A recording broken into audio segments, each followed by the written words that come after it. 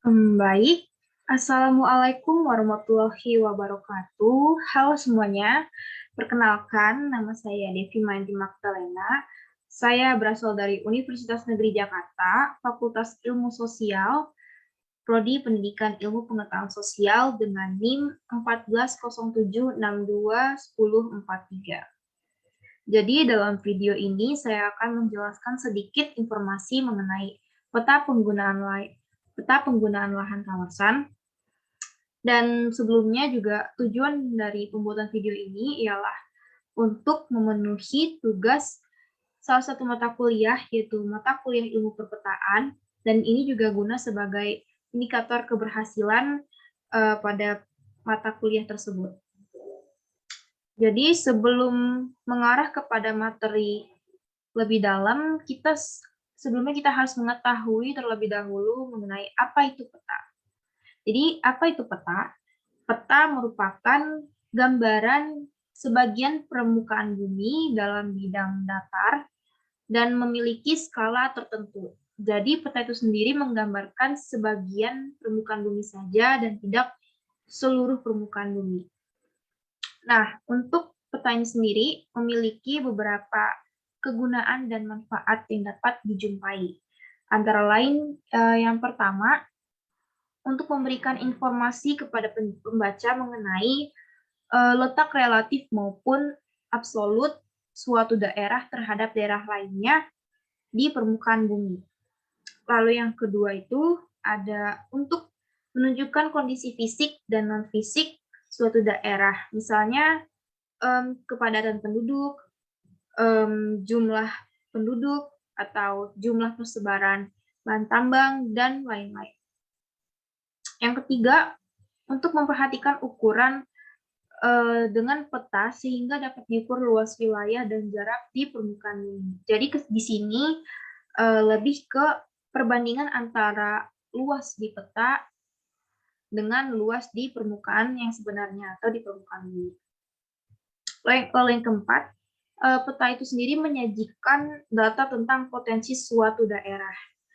Contohnya ketika suatu daerah memiliki potensi seperti penghasil beras terbesar di Indonesia, nah itu dapat dijadikan suatu peta. Jadi kita tahu di mana saja daerah yang menjadi penghasil beras di Indonesia. Lalu yang terakhir itu peta sebagai alat bantu dalam hal penelitian lapangan dan operasi militer, perencanaan suatu wilayah, jelajah alam, dan lain-lain. Itu merupakan manfaat dan kegunaan peta. Nah, sebenarnya dalam kehidupan sehari-hari pun kita tidak terlepas dari penggunaan peta itu sendiri. Di kehidupan ini kita hidup di serba digital, atau bisa dibilang era digital. Nah, otomatis peta yang kita gunakan pun biasanya peta yang berbentuk digital. Salah satu contohnya yang ada di smartphone kita ialah Google Maps. Nah, peta penggunaan lahan yang dapat kita lihat di layar ini pembuatannya di web My Maps, di mana web My Maps ini sendiri merupakan bagian dari Google Maps. Nah, ini bisa menjadi gambaran salah satu fungsi dari Google Maps. Nah, lalu sebenarnya peta penggunaan lahan itu apa sih?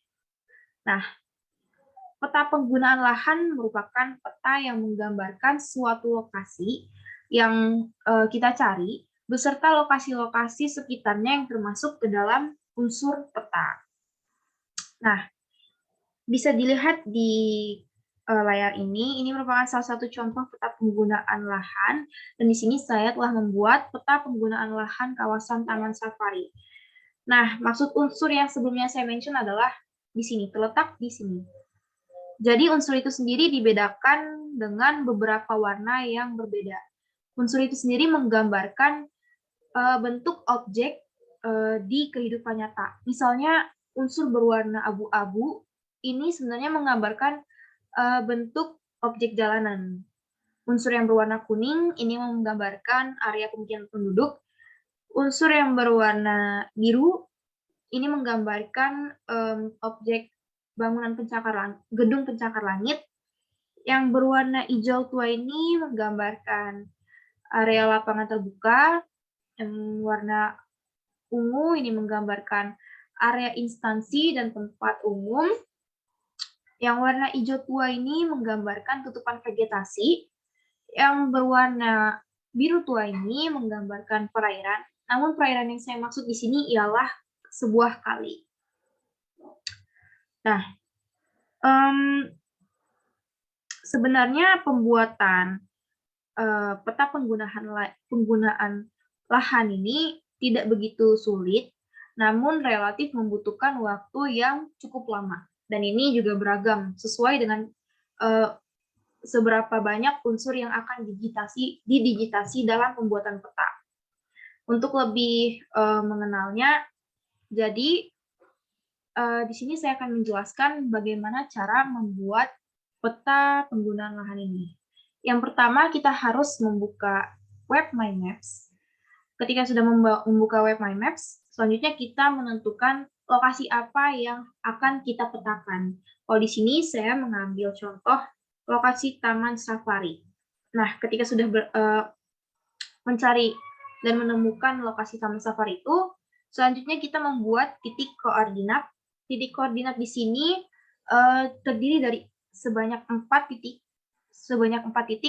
dari sini, sini, dan ke sini, yang kalau disatukan dengan garis itu keempat titik itu membentuk bentuk persegi ataupun persegi panjang, karena memang bentukan peta idealnya seperti itu. Nah, selanjutnya setelah membuat titik koordinat, kita ini sebenarnya step yang berikutnya ini opsional, yaitu membuat garis pembatas yang dihubungkan di setiap titik koordinatnya. Dan sekali lagi, ini opsional. Kegunaan garis pembatas ini supaya nantinya ketika kita melakukan digitasi kita itu tidak melebar kemana-mana, memiliki batasan.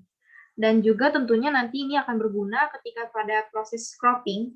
Jadi, kita tahu batasan mana yang harus kita cropping. Lalu setelah membuat garis, kita mulai melakukan digitasi. Digitasi yang dimaksud di sini ialah menggambarkan objek yang ada di peta sesuai dengan yang ada di peta. Misalkan ini adalah objek jalan, jadi saya menggambarnya sesuai dengan gambar yang ada di peta, bentukan jalannya. Lalu setelah itu diberi warna yang bebas semau kita. Namun saya sarankan warna yang masih relevan dengan keadaan objek aslinya supaya lebih mudah juga mengenalnya ketika kita melihat hasil petanya seperti ini. Ini misalnya saya menggambarkan warna jalan dengan warna abu-abu supaya abu-abu itu sendiri juga masih relevan dengan warna aslinya dari jalan. Dan ini contoh lainnya warna area pemukiman penduduk saya beri warna kuning. Lalu ketika sudah selesai didigitasi semua unsur-unsur peta, hal selanjutnya ialah kita membuat garis koordinat peta.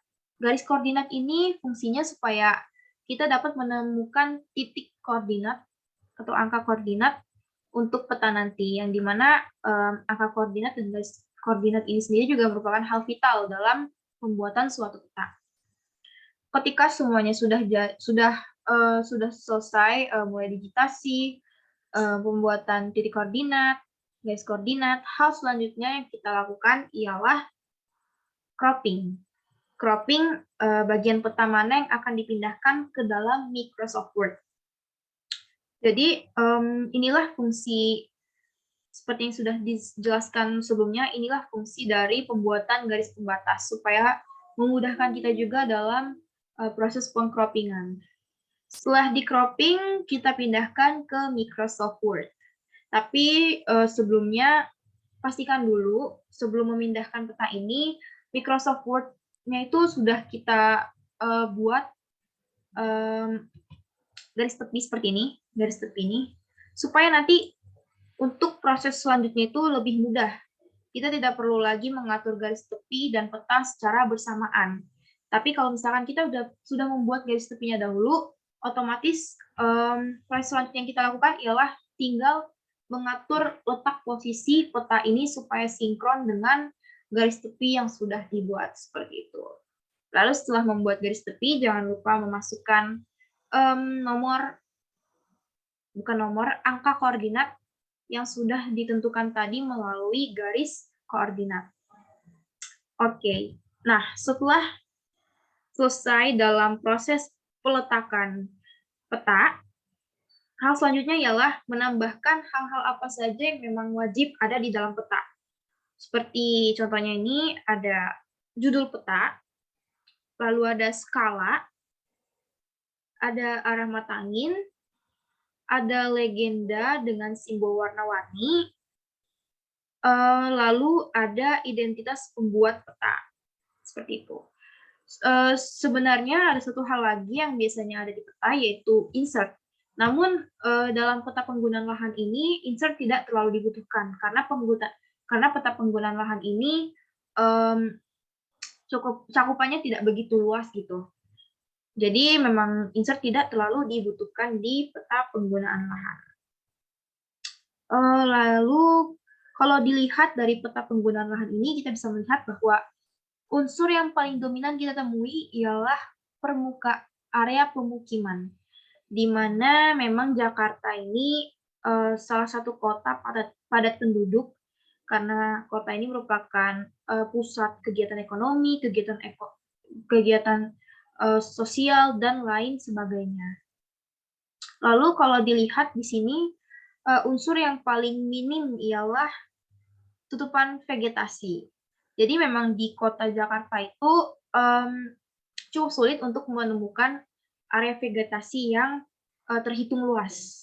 Mungkin area vegetasi yang sering kita jumpai ialah yang terhitung satuan. Misalnya penanaman pohon di setiap jalan, kayak ditanam satu-satu di samping dan di seberang jalan, atau penanaman pohon di sekitar gedung, di sekitar rumah, dan lain-lainnya. Dan itu luasnya masih terhitung satuan. Jumlahnya pun juga masih terhitung satuan.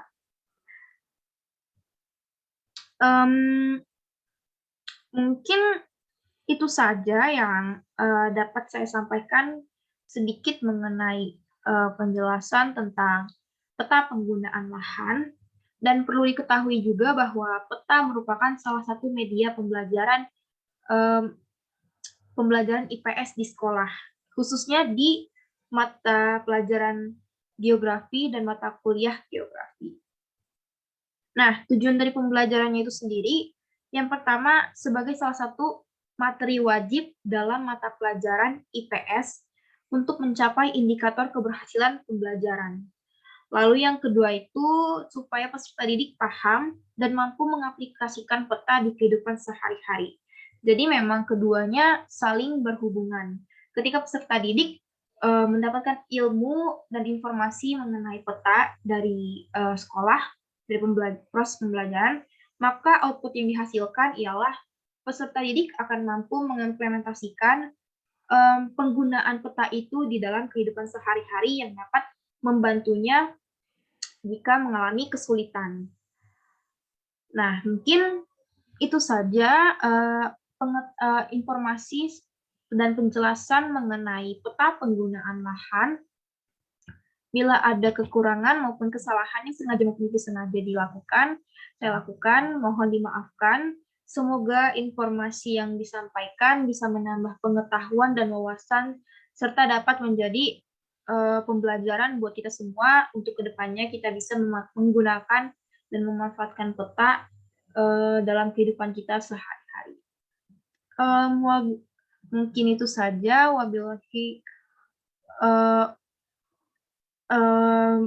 Mungkin itu saja dari saya. Saya tutup. Wassalamualaikum warahmatullahi wabarakatuh. Selamat siang.